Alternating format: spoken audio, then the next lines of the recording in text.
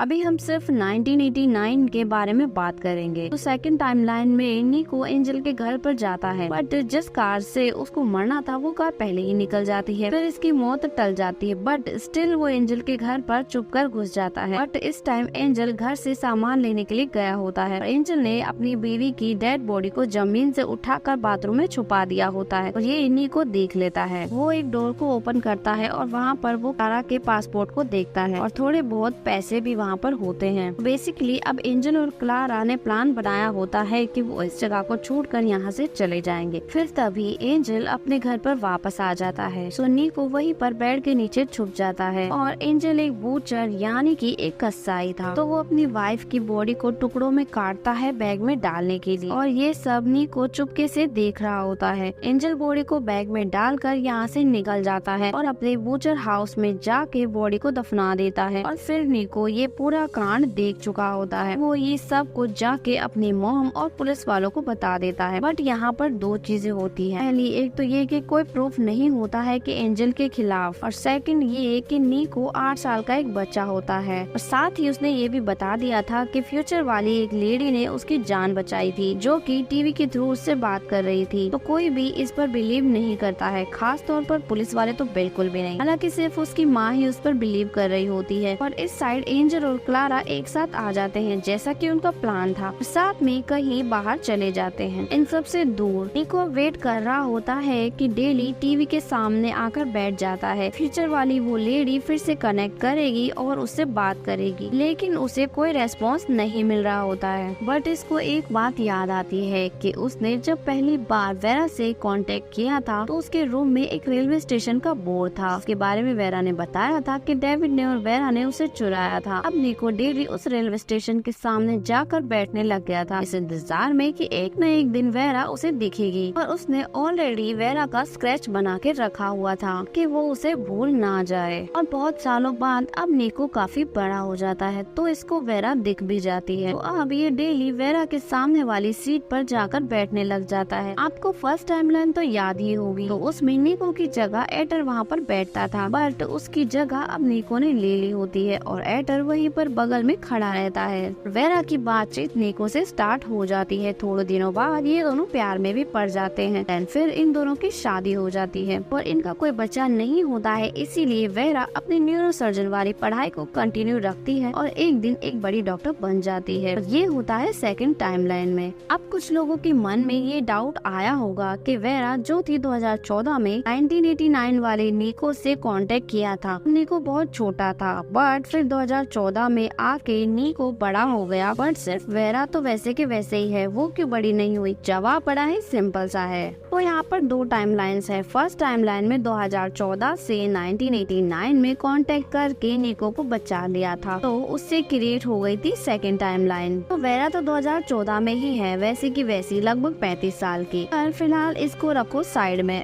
तब निको जो है वो तो अपनी लाइफ में आगे बढ़ रहा होता है। तो जब ये 1999 में था तो ये महज 8 साल का एक बच्चा था और 2014 में लगभग 33 साल का हो गया है। वेरा तो 2014 में ही थी। दोनों लगभग 33-35 के हैं। अब हमने निको की बात तो कर ली, इसीलिए अब हम वापस से आते हैं वेरा पे। वेरा को लग रहा था कि इसकी पूरी जिंदगी तो एक बहुत बड़ा झूठ थी, क्योंकि इसने एकदम से न्यू टाइमलाइन क्रिएट कर दी होती है निको को बचाकर, और ये इतना ज्यादा पागल हो जाती है कि ये पुलिस के पास ही भी चली जाती है। और जो पुलिस वाला इसे मिलता है वो और कोई नहीं बल्कि निको ही होता है। मूवी में इस टाइम पर तो हमें नहीं बताया जाता है और ना ही कोई अंदाजा होता है कि यही निको है। यही मूवी का मेन सस्पेंस होता है। तो यहाँ पर होता ये है कि सेकंड टाइमलाइन में वही सब कुछ हुआ होता है वेरा के साथ, जैसे कि मैंने आपको बताया था कि उसकी शादी निको से हो गई थी और वो डॉक्टर बन गई थी। और वेरा फर्स्ट टाइमलाइन की कुछ भी बातें उसे याद नहीं रहती हैं कि उसकी कोई बेटी भी थी या फिर उसका कोई हस्बैंड भी था, बट आपको वो स्टॉर्म तो याद ही होगा।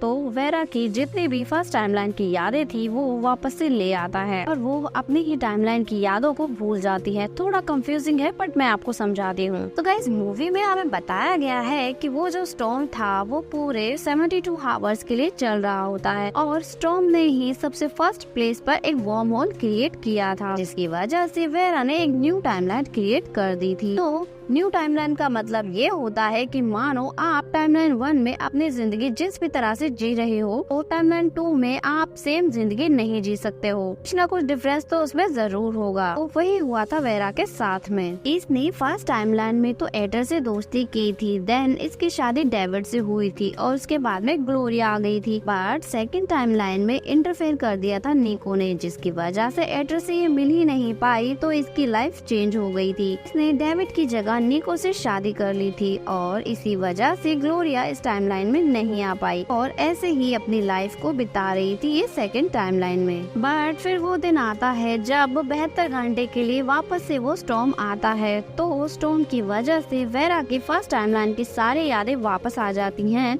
और ये सेकंड टाइमलाइन की सारी यादों को भूल जाती है। मतलब कि दोनों टाइमलाइंस की यादें इंटरचेंज कर जाती हैं स्टॉर्म की वजह से। और जब ये पुलिस स्टेशन में निको से मिलती है, तो निको की तो ये वाइफ होती है, तो इसीलिए वो इसे पहचान जाता है। बट उसको वो ये बात नहीं बताता। वो ये समझना चाहता है कि आखिर वेरा के साथ में ये हो क्या रहा है। बट वेरा का तो यहाँ पर सिर्फ एक ही मोटो था उस टाइमलाइन के, उसको बस अपनी बेटी ग्लोरिया वापस चाहिए थी और उसको वापस लाने का बस एक ही रास्ता होता है, वापस से पास्ट में कनेक्ट करके इवेंट्स को चेंज करना होगा। वैसे ही करना होगा जैसे के पहले था। मतलब जिस टाइम पर निको ने इंटरफेयर किया था सेकंड टाइमलाइन में, उसको वहाँ से हटाना होगा कि वेरा डेविड से मिल सके और ग्लोरिया वापस आ सके। और इसीलिए सेकंड टाइमलाइन में निको वेरा के साथ तो रहता है, बट उसे कुछ भी सच नहीं बताता है कि यही निको है। वेरा उसको बस एक इंस्पेक्टर समझ रही होती है, क्योंकि निको तो वेरा से बहुत प्यार करता है और निको नहीं चाहता था कि वेरा इसको छोड़कर चली जाए। अब वेरा सबको ये बता देती है कि गलती से वो किसी दूसरी टाइमलाइन से यहाँ पर आ गई है और उसको वापस से अपनी टाइमलाइन में जाना है, लेकिन इसकी बातों पर कोई भी यकीन नहीं करता है। जैसे ही वेरा को ये पता चलता है कि इस टाइमलाइन में एंजल ने सुसाइड नहीं किया है,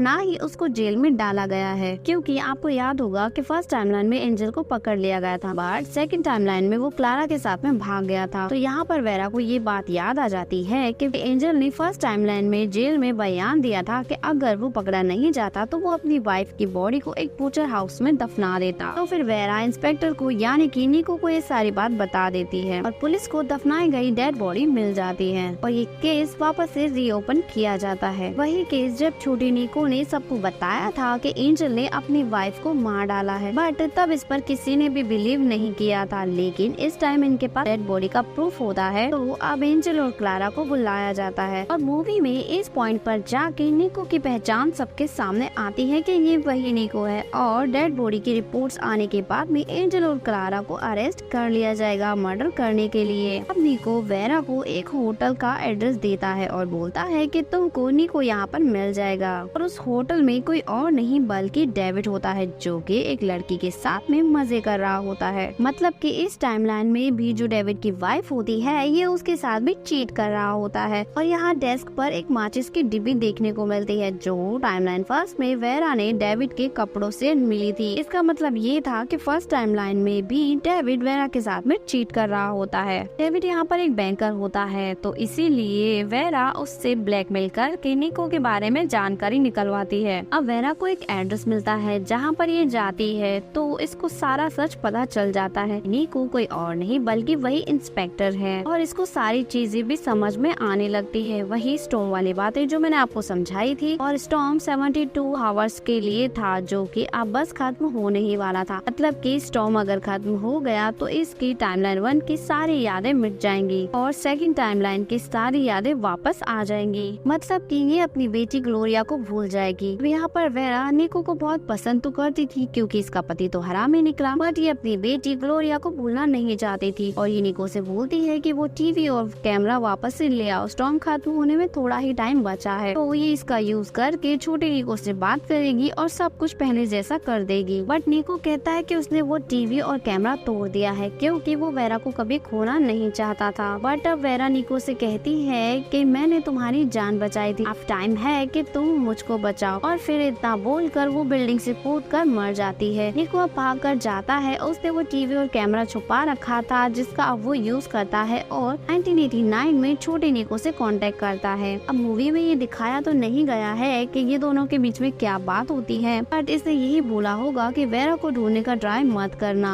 तो टाइमलाइन 2 में छोटे निको ने किया था। स्टेशन के बाहर बैठकर वेरा का वेट करता था। ऐसा करने के लिए साफ मना कर देता है। ऐसा करने के लिए उसने छोटे निको को साफ मना कर दिया होगा। तो अब इसमें होता ये है कि एक नई टाइमलाइन क्रिएट हो जाती है, यानी कि एक थर्ड टाइमलाइन।